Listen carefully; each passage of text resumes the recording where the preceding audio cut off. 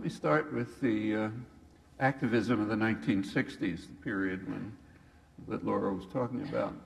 That period aroused quite deep concerns right across the mainstream spectrum of thought. On the right, these concerns were expressed eloquently in an influential memorandum by corporate lawyer Lewis Powell. He was soon to be appointed to the Supreme Court. At the other end of the spectrum, the concerns were expressed in an important study of the Trilateral Commission.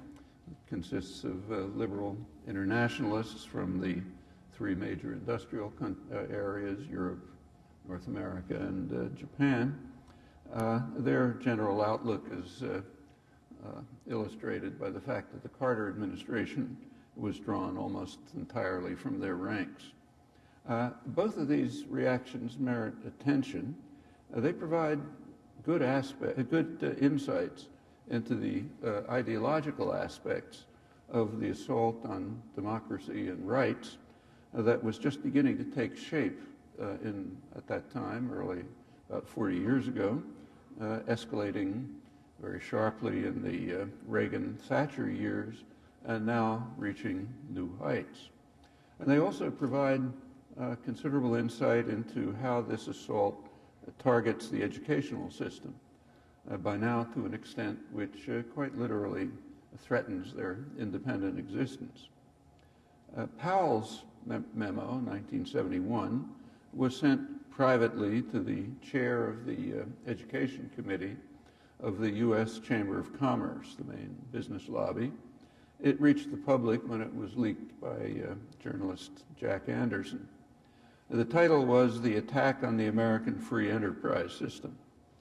The memo urged, I'm mostly quoting now, urged aggressive measures to beat back the attack on free enterprise that was led by such dread figures as Ralph Nader, with his campaign to protect consumer safety, Herbert Marcuse, who was preaching Marxism to his vast enthralled audience, young new leftists who were on the rampage, but primarily the naive victims of their propaganda, who dominate the universities, the schools, television, the media generally, the educated community, and most ominously the government, which they virtually control.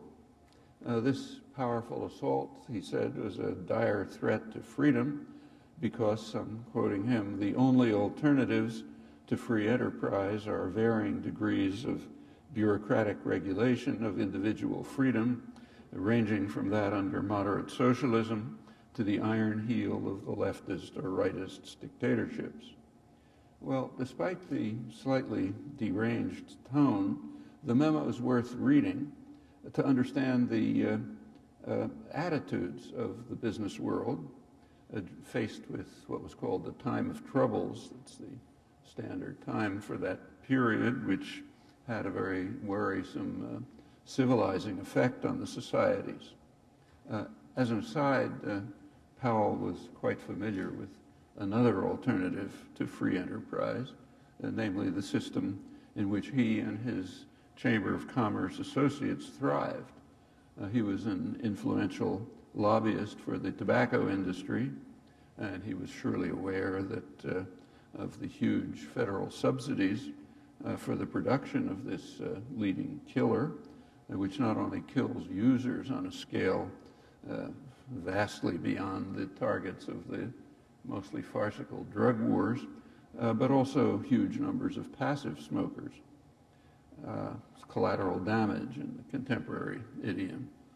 And Powell was surely aware of the great successes of lobbyists like him in assuring that for many decades the government would help the industry conceal what it knew about the lethal product that they were peddling, with many corpses to show for their achievement still piling up rapidly.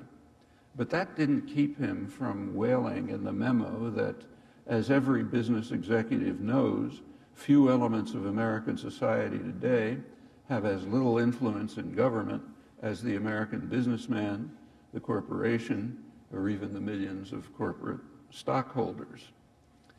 It's hard to imagine that Powell did not also know of the crucial role of the dynamic state sector in creating and sustaining the entire high-tech economy, particularly after World War II.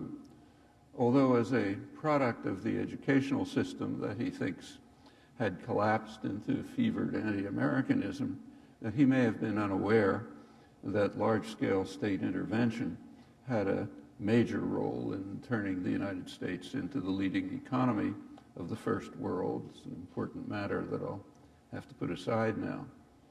Powell's comments are partially accurate, however. He's right that bureaucratic regulation constrains the freedom of the powerful, including the corporate sector that he served. In fact, it was the success of Powell and his fellow lobbyists in blocking such regulation that opened the way to corporate slaughter on a truly massive scale by the tobacco industry and many others. Lead, asbestos, toxic chemicals, unsafe cars, and on and on. And it's that same success in defeating bureaucratic regulation that protects them from the consequences of their crimes. It's also true that New Deal bureaucratic regulation prevented any financial crises at all prior to his 1971 memorandum, and that with the dismantling of that regulation, as corporate control of the government grew from enormous to overwhelming, crises began mounting in intensity until the present, with the stage now set for the next one, which will be far worse. Powell also warned that what he called the Marxist doctrine that was gaining such awesome power holds that the capitalist countries, capitalist is in scare quotes, the capitalist countries are controlled by big business. This doctrine, consistently a part of leftist propaganda all over the world, has a wide public following among Americans, he wrote, which is truly frightening. He could have added that the Marxist doctrine that was gaining such awesome power had been promulgated by influential figures even before Marx. For example, in 18th century Britain, where a respected figure wrote that the principal architects of policy, government policy, are the owners of the society, at that time the merchants and manufacturers, who make sure that their own interests are most peculiarly attended to, however grievous the effect on others, including the people of England, but particularly the victims of what he called the savage injustice of the Europeans abroad. This eloquent formulation of the insidious Marxist doctrine that's threatening the very existence of our cherished free enterprise system can be read in a book that's greatly praised, but unfortunately little read, Wealth of Nations by that incorrigible radical Adam Smith. The miscreants of the Nader Marcuse-led crusade presumably also deplore what Adam Smith called the vile maxim of the masters of mankind, all for ourselves and nothing for other people. Surely their predecessors did, without the benefit of Marx or Smith or other wayward European intellectuals. 19th century American workers bitterly condemned the rising industrial system that was destroying their freedom and independence and was trying to impose on them what they called the new spirit of the age, gain wealth, forgetting all but self. That's mid-19th century. That's the doctrine that's greatly admired by the masters of mankind today, and it's hammered into consciousness by every available means in the doctrinal systems that they manage. Powell went on to lament that the most disquieting voices joining the chorus of criticism of American business come from perfectly respectable elements of society, from the college campus, the pulpit, the media, the intellectual and literary journals, the arts and the sciences, and from politicians. Although these new leftists are succeeding in radicalizing thousands of the young, he said, the greater cause for concern is the hostility to business of respectable liberals and social reformers. It's the sum total of their views and influence which could indeed fatally weaken or destroy our free system. And he then drew the obvious conclusion. The campuses from which much of the criticism emanates are supported by tax funds generated largely from American business and by contributions from capital funds controlled or generated by American business. The boards of trustees of our universities overwhelmingly are composed of men and women who are leaders in the business system. Most of the media, including the national TV systems, are owned and theoretically controlled by corporations which depend upon profits and the enterprise system in order to survive. So they should therefore organize to defend themselves and instead of just watching passively while business is destroyed by the Marxist onslaught and with it our fundamental freedoms. Business power over universities must not, however, tamper with the sacred doctrine of academic freedom, he insisted. Rather, it must labor to defend academic freedom by restoring the balance. That is, making sure that at least some small voice in the schools and universities remains to plead that our societies are not wholly evil and that history is not solely one of destruction and oppression, contrary to what innocent children are being taught in the schools and TV propaganda.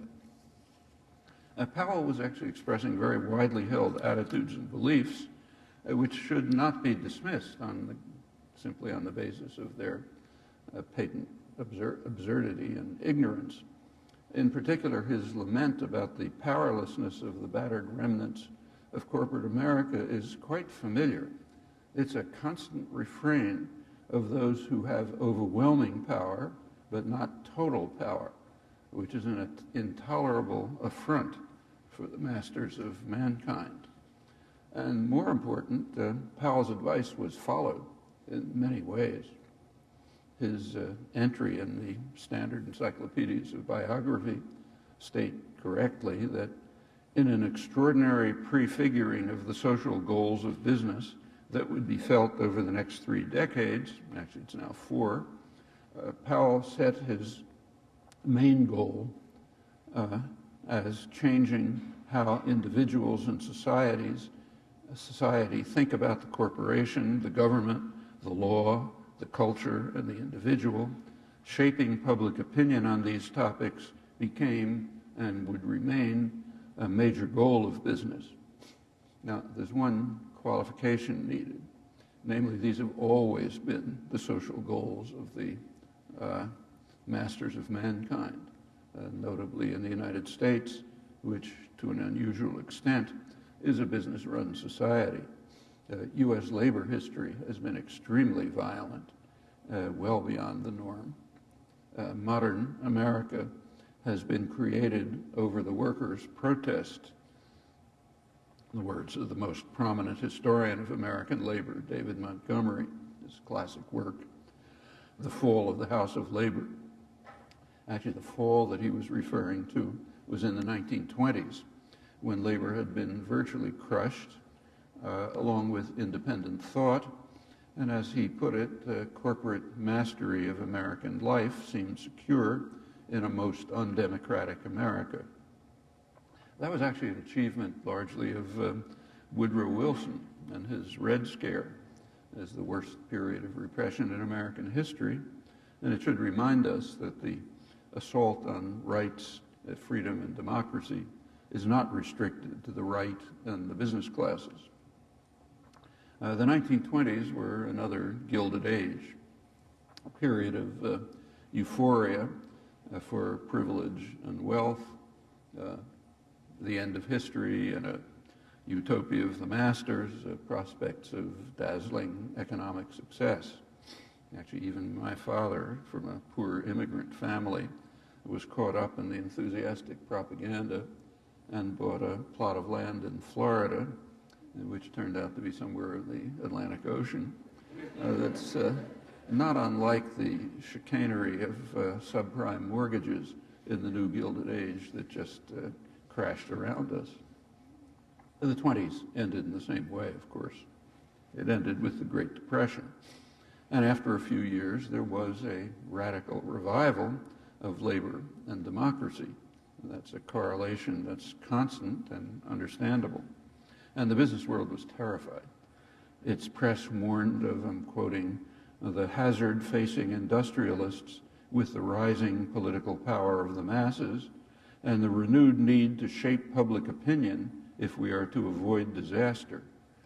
New scientific methods of strike-breaking were devised, along with efforts to gain complete control over public opinion. Actually, these measures were put on hold during the war, but they were revived vigorously as soon as the war ended, with a very wide-ranging campaign to beat back the threat of unions and independent thought and democracy very generally. In the words of business leaders, to wage and win the everlasting battle for the minds of men and indoctrinate citizens with the capitalist story until they're able to play back the story with remarkable fidelity, and so on, with an impressive flow, which was accompanied by even more impressive and largely successful efforts. That should be one of the central themes of modern history. Well, 1960s activism did indeed threaten the achievement. It chipped away slightly at the foundations, and once again it aroused the traditional fears, well expressed in Powell's memo, and as his biographer comments, prefiguring the goals of business that have been executed with a dramatic effect since the 1970s. That includes the educational systems. Well, Powell's memo expresses the concerns that were elicited by the democratizing tendencies of the 60s at the right end of the mainstream spectrum. Perhaps even more revealing is the reaction at the opposite extreme, the liberal internationalists. These are spelled out in the first publication of the Trilateral Commission called The Crisis of Democracy, well worth reading, 1974. The crisis of the 60s is that there was too much democracy. Normally passive and apathetic parts of the population began to press their demands.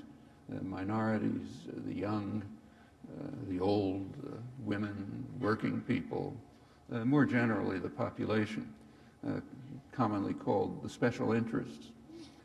One sector of the population is not mentioned, the corporate sector, and that's correct. They represent the national interest, much as Adam Smith explained, and therefore their power must not be challenged.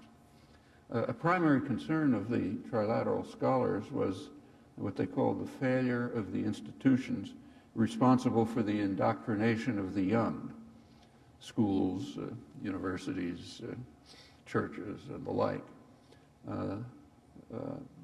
The U.S. rapporteur, Professor Samuel Huntington of Harvard, he explained elsewhere that the architects of power in the United States must create a force that can be felt but not seen. Power remains strong when it remains in the dark. Exposed to the sunlight, it begins to evaporate. We've got to watch out for those people who expose it to the sunlight. And indoctrination of the young must assure that it remains in the dark. In general, the study urged we must have more moderation in democracy, it's their phrase, if it's to be preserved and if the national interest is to be protected. Well, the Powell Memorandum and the Trilateral Study, they spell out the concerns at the opposite ends of the dominant ideological spectrum. And these closely shared concerns did lead to vigorous action to restore order, much as they had done in the past. One of the consequences of these and other developments has been a sharp attack on public education, taking many forms. I'll mention a few. A couple of months ago, I went to Mexico to give talks at the National University in Mexico, UNAM. It's quite an impressive university, hundreds of thousands of students, high quality and engaged students, excellent faculty. It's free. In the city, Mexico City, actually the government 10 years ago did try to add a little tuition, but there was a national student strike and the government backed off. And in fact, there's still an administrative building on campus is still occupied by students and used as a center for activism throughout the city. There's also, in the city itself, there's another university which is not only free but has open admissions. It has compensatory options for those who need them. I was there too. It's also quite an impressive level, students, faculty, and so on. Well, that's Mexico, poor country. Right after that, I happened to go to California, maybe the richest place in the world. I was giving talks at the universities there. In California, the main universities, Berkeley and UCLA, they're essentially Ivy League private universities. Colossal tuition, tens of thousands of dollars, huge endowment. The general assumption is they're pretty soon going to be privatized, and the rest of the system will be, which was extremely good system, best public system in the world. That's probably going to be reduced to kind of technical training or something like that. The privatization, of course, means privatization for the rich. Lower level of mostly technical training for the rest. And that's happening across the country. Next year, for the first time ever, the California system, which was a really great system, best anywhere, it's getting more funding from tuition than it is from the state of California. And that's happening across the country. Right now, in most states, tuition covers more than half of the college budget. It's also most of the public research universities. Pretty soon, only the community colleges, the lowest level of the system, will be state financed in a serious sense, and even they are under attack. And analysts generally agree, I'm quoting, that the era of affordable four-year public universities, heavily subsidized by the state, may be over. That's one important way to implement the policy of indoctrination of the young. People who are in a debt trap have very few options. That's true of social control generally. It's also a regular feature of international policy, as those of you who study the IMF and the World Bank and others are well aware. Well, as the Mexico-California example illustrates, the reasons for the conscious destruction of the greatest public education system in the world are not economic. Economist Doug Henwood points out that it would be quite easy to make higher education completely free. In the U.S., it accounts for less than 2% of gross domestic product. The personal share, about 1% of gross domestic product, is a third of the income of the richest 10,000 households. It's the same as 3 months of Pentagon spending. It's less than 4 months of wasted administrative costs of the privatized healthcare system, which is an international scandal. It's about twice the per capita costs of comparable countries, has some of the worst outcomes, and in fact, it's the basis for the famous deficit. If the U.S. had the same kind of healthcare system as other industrial countries, not only would there be no deficit, but there would be a surplus. However, to introduce these facts into an electoral campaign would be suicidally insane, Henwood points out. And he's correct in a democracy where elections are essentially bought by concentrations of private capital. It doesn't matter what the public wants. The public's actually been in favor of that for a long time, but they're irrelevant in a properly run democracy. We should recall that the great growth period in the economy, the U.S. economy, was in the several decades after World War II. It's commonly called the Golden Age by economists. It was substantially fueled by affordable public education and by university research. The affordable public education includes the GI Bill, which provided free education for veterans. And remember, that was a much poorer country than today. Extremely low tuition was found even at private colleges. Actually, I went to an Ivy League college. It cost $100 a year at that time. That's more now, but not high. What about university-based research? Well, as I mentioned, that's the core of the modern high-tech economy. That includes computers, the internet, in fact, the whole IT revolution, and a lot more. The dismantling of this system since the 1970s is among the many moves towards a very sharply two-tiered society. Very narrow concentration of wealth and stagnation for most everyone else. It also has direct economic consequences. So take, say, California. What they're doing to the public education system is going to undermine the economy. It relies on a skilled workforce and creative innovation, Silicon Valley and so on. Well, apart from the enormous human cost of depriving most people of decent educational opportunities, these policies undermine a U.S. competitive capacity. That's very harmful to the mass of the population, but it doesn't matter to the tiny percent of concentrated wealth and power. In fact, in the years since the Powell Memorandum, we've entered into a new stage of state capitalism in which the future just doesn't amount to much. The profit comes increasingly from financial manipulations. The corporate policies are geared to short-term profit. That reduces the concern for, say, loyalty to a firm over a longer stretch.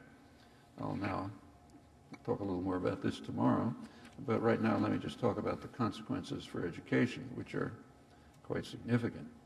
Well, suppose that, as is increasingly happening, not just in the United States, incidentally, suppose that corporations are not funded by the state, meaning the general community.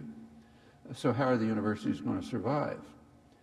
Universities are parasitic institutions. They don't produce commodities for profit, thankfully. They may one of these days. The funding issue raises many troubling questions which would not arise if fostering independent thought and inquiry were regarded as a public good, having intrinsic value. That's the traditional ideal of the universities, although there are major efforts to change that. So take Britain. According to the British press, the Arts and Humanities Research Council was just ordered to spend a significant amount of its funding on the Prime Minister's vision for the country, his so-called big society, which means big corporate profits and the rest look out for themselves. The government produced what they called a clarification of the famous Haldane principle. That's a century-old principle that barred such government intrusion into academic research. If this stands, which I think is kind of hard to believe, but if it stands, the hand of Big Brother will rest quite heavily on inquiry and innovation in the arts and humanities as the masters of mankind follow the advice of the Powell Memorandum, of course defending academic freedom. in ways that would receive nods of approval from those we must not name. I'll borrow my grandchildren's rhetoric. While Cameron's Britain is seeking to take the lead in the assault on public education, the rest of the Western world is not very far behind. In some ways, the U.S. is ahead. Well, more generally, in a corporate-run culture, the traditional ideal of a free and independent thought may be given lip service, but other values tend to rank higher. And defending authentic institutional freedom is no small task. However, it's not hopeless by any means. I'll talk about the case I know best at my own university, which is a very striking case because of the nature of its funding. Technically, it's a private university, but it has vast state funding, overwhelming, particularly since the Second World War. When I joined the faculty over 55 years ago, there were military labs. Since they've been technically severed. And the academic programs, too, back at that time, mid-50s, were almost entirely funded by the Pentagon. Under student pressure in the time of troubles, the 60s, there were protests about this and calls for investigation, and a faculty-student commission was formed in 1969 to investigate the matter. I was a member, thanks to student pressure. The commission was interesting. It found that despite the funding source, the Pentagon, almost the entire academic program, there was no military-related work on campus, except in the sense that virtually anything can have some military application. Actually, there was an exception to this, the political science department. That was deeply engaged in the Vietnam War under the guise, naturally, of a peace research institute. Well, since that time, Pentagon funding has been declining, and funding from health-related state institutions, National Institute of Health and so on, that's been increasing. There's a reason for that. It's a reflection of changes in the economy. In the 1950s and the 1960s, the cutting edge of the economy was electronics-based, and the Pentagon was a rather natural way to steal money from taxpayers, making them think they're being protected from, the Russians or somebody, and to direct it to eventual corporate profits. And that was done very effectively. That, as I said, includes computers, the internet, the IT revolution. In fact, most of the modern economy comes from that. In more recent years, the advanced economy is becoming more biology-based, so therefore state funding is shifting. 50 years ago, if you looked around MIT, you found small electronics startups from the faculty. They were drawing on Pentagon funding research. And if they were successful, they were bought up by major corporations. And those of you who know something about the high-tech economy will know that that's the famous Route 128, Raytheon, ITT, and so on. And that was 50 years ago.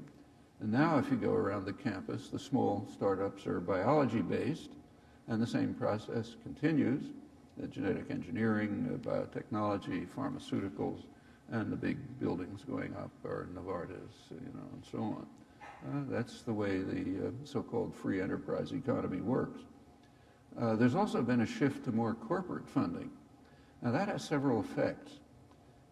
First, there's more of an emphasis on short-term applied work.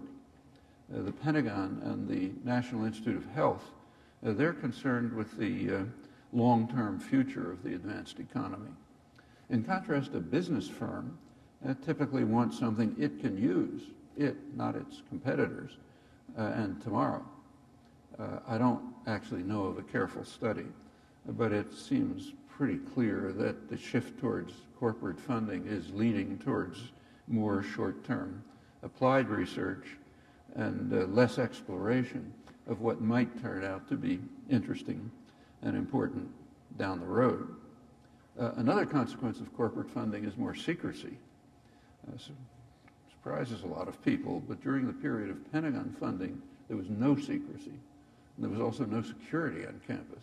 You may remember this. You could walk into the Pentagon-funded labs 24 hours a day, no cards to stick into things and so on. And no secrecy. It was all entirely open. There is secrecy today. A corporation can't compel secrecy, but they can make it very clear that you're not going to get your contract renewed if what you're doing leaks to others. And that's happened. In fact, it's led to some scandals, some of them severe enough to have appeared on the front page of the Wall Street Journal.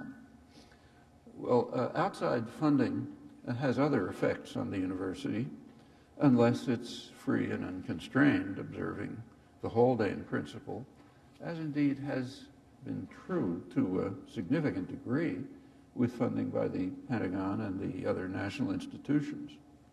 However, any kind of outside funding, even keeping to the Haldane principle, it establishes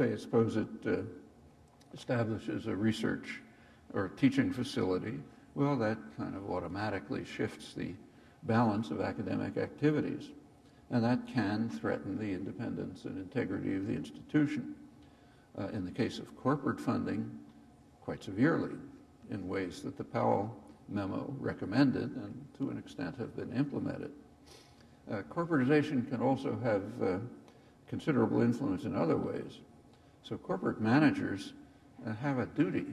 They have to focus on profit making and seeking to convert as much of life as possible into commodities. It's not because they're bad people, that's their task. And under Anglo-American law, it's their legal obligation. Well, there's a lot to say about this topic, but one element of it, which bears on the universities and much else, one particular consequence is the focus on what's called efficiency. It's an interesting concept. It's not strictly an economic concept. It has crucial ideological dimensions. So if a business reduces personnel, it may become more efficient by standard measures with lower costs. But typically that just shifts a burden to the public. It's a very familiar phenomenon. All of us see it all the time. Well, costs to the public are not counted. They're colossal, but they're not counted. Now that's a choice that's not based on economic theory, that's just an ideological decision. And that applies directly to the business models as they're called for universities. So increasing class size or using cheap temporary labor, say graduate students, instead of full-time faculty and other such measures, that may look good on university budgets, but there are significant costs, and they're transferred and not measured. They're transferred to students and to the society generally as the quality of education, quality of instruction is lowered. And there's furthermore no way to measure the human and social costs of converting schools and universities into facilities that produce commodities for the job market, abandoning the traditional ideal of the universities, encouraging creative and independent thought and inquiry, challenging received beliefs, exploring new horizons, free of external constraints. That's an ideal that's no doubt been flawed in practice, but the extent to which it's realized is a good measure of the level of civilization achieved. Well, that ideal is being challenged very openly by Adam Smith's principal architects of policy in the state corporate complex. The direct attack on the Haldane principle in Britain, that's an extreme case, in fact so extreme that I assume it may be beaten back. But there are less blatant examples. Many of them are just inherent in the reliance on outside funding, state or private. These are two sources that are not easy to distinguish given the control of the state by private interests. So what's the right reaction to outside funding that threatens the ideal of a free university? Well, one choice is just to reject it in principle, in which case the university will go down the tubes. It's a parasitic institution. Another choice is to recognize it as just a fact of life that when, say, I'm at work, I have to walk past the Lockheed Martin lecture hall, and I have to look out my office window at the Koch building, which is named after the multi-billionaires who were the major funders of the Tea Party and a leading force in ongoing campaigns to wipe out the remnants of the labor movement and to institute a kind of corporate tyranny. Now, if that outside funding seeks to implement the Powell principle by influencing teaching, research, other activities, then there's a strong argument that it should simply be resisted or rejected outright, no matter what the costs. But such influences are not inevitable, and it's worth bearing that in mind. So let me keep, again, the personal experience, which is, again, pretty striking, because MIT is an important case of how outside funding works. Well, in my own Pentagon-funded university, I was teaching for many years undergraduate courses on social political issues, pretty much the kind of things I write, that explored dominant systems of power and ideology, and there were often vicious practices from a highly critical standpoint. Now, that was on my own time, of course, but it's not a serious difficulty. Facilities were there, and huge numbers of students and community people took them. You could open it to the community. More strikingly than that, under Pentagon funding, almost full Pentagon funding, MIT in the 1960s became the leading academic center of resistance against the Vietnam War. Now, not protest, I'm talking about resistance. In fact, several of us who were fully funded by the Pentagon avoided prison only by the sheerest accident. There were some attempts at disruption of my courses by the National Political Police, the FBI, but they were mostly comical. Beyond that, there wasn't any interference. Well, those considerations apply quite broadly, right here, for example. So I understand there's a new school of global affairs to be established, funded by the Monk Charitable Corporation, hence indirectly by Barrick Gold, world's largest gold mining corporation. The international mining industry generally is based largely in Canada, a huge scandal for Canada, I should say. It's causing great damage to the environment and to peasant and indigenous communities worldwide. I've seen some of it myself. Gold mining is the worst of all of them, and Barrick Gold in particular has been pretty credibly charged with quite serious human rights violations as well. So acceptance of funding just clearly raises serious questions about potential harm to academic programs and research, questions of rather like the ones I mentioned at my own university, and maybe I should mention the obvious, that horrible as Barrick Gold may be, it doesn't begin to compare with the Pentagon. Acceptance of funding it clearly it raises quite serious questions. Now, I don't know enough about the situation here to speak with any confidence, but members of the university can, and concerned citizens as well, can pursue their proper concerns about these matters in quite concrete ways. So, for example, tomorrow there's going to be a rally at 3 o'clock outside the Governing Council, which is going to be discussing these issues. And proceeding further, a very natural topic for inquiry in a school for public affairs in Canada, particularly a school funded by a mining corporation. Obvious topic for inquiry in that school is research and teaching on the impact of mining on the environment and on defenseless communities, peasants, indigenous. People have little voice, remember, apart from what outside power and privilege can provide for them. So there are many opportunities to do things. I'm sure you can think of many more. Well, so it's not a hopeless situation by any means. Well, I don't know of any simple answer to the dilemmas that constantly arise in trying to sustain the university independence and integrity within societies dominated by concentrations of power that have quite different values and goals, of course. But one thing does seem clear enough. Such efforts cannot progress very far in isolation from much broader struggles to protect what has already been achieved from severe ongoing attacks, and to carry these achievements forward towards a world of much greater freedom and justice. Thanks.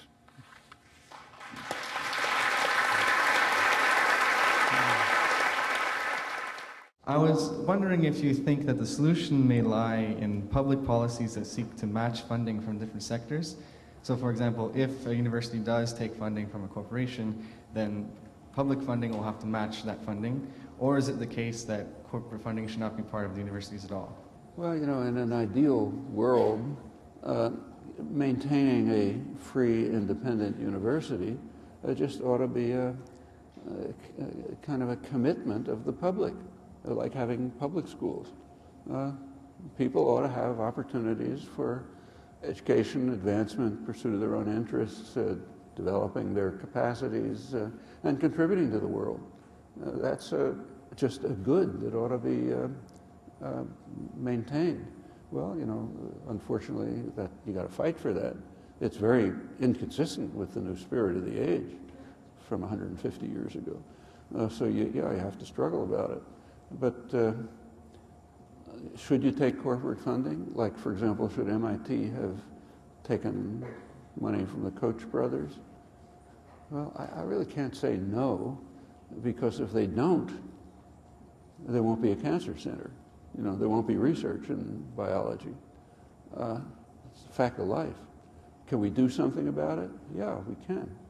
You don't have to submit to the kinds of pressures that they might want to impose, whether it's the Pentagon or the corporations. There are a lot of ways around it.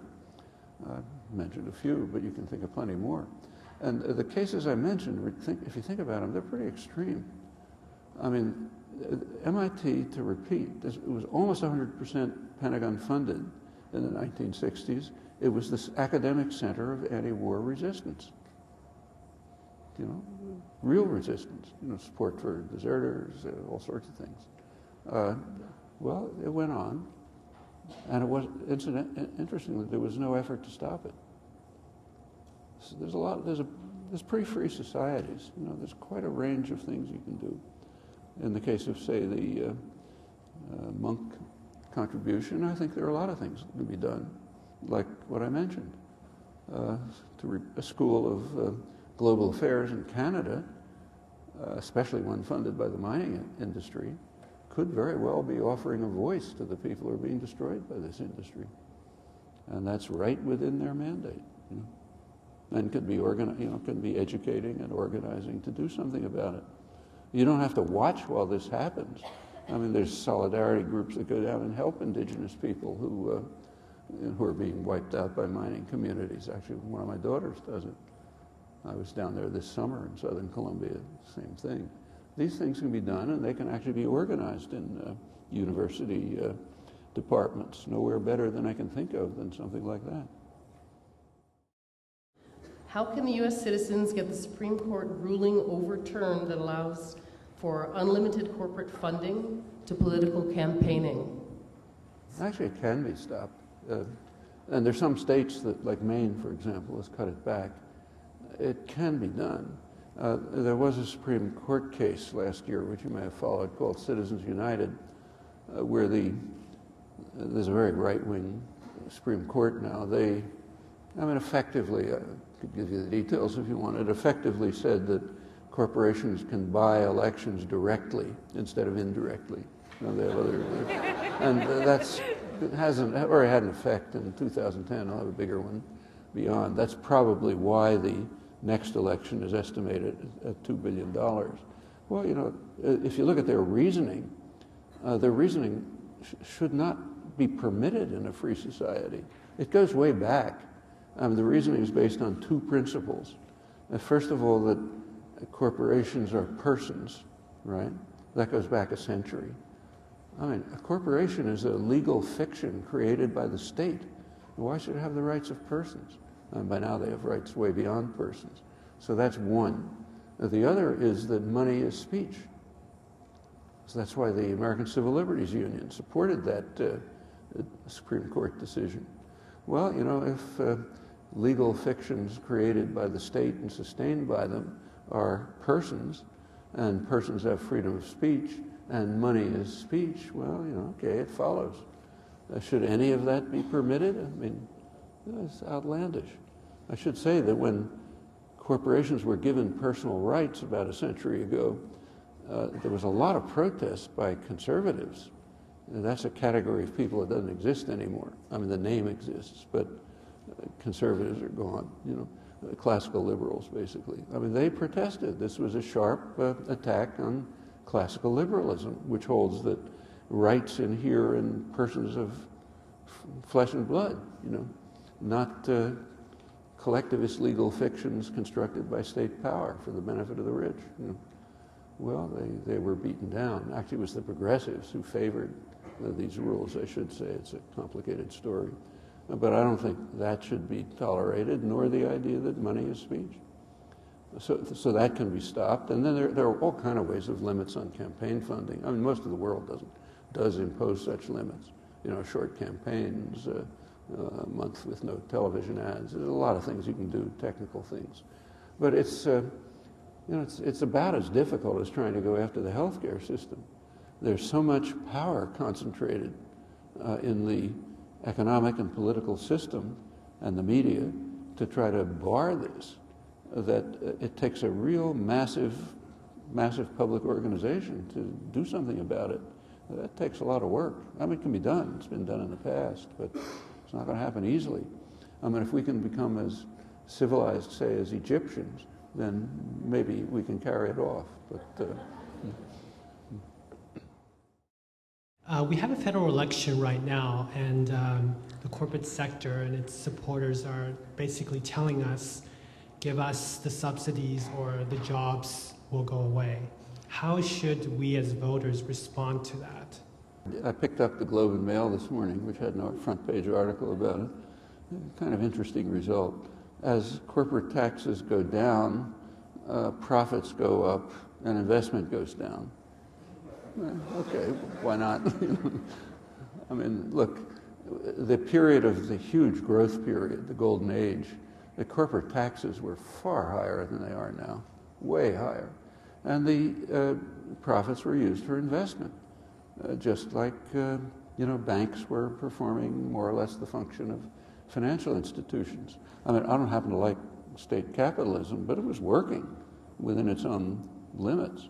And now it's just not that kind of system anymore. It's a system for enriching the wealthy. In fact, if you want, the problem in, I assume Canada too, I haven't looked at it, but in the United States and Europe, the basic problem is lack of demand. If you want to increase demand, you give money to poor people. They spend it. When they spend money, people with capital invest because they can sell something. So you want jobs and growth, give the money to the poor. You give the money to the rich, why should they spend it on investment?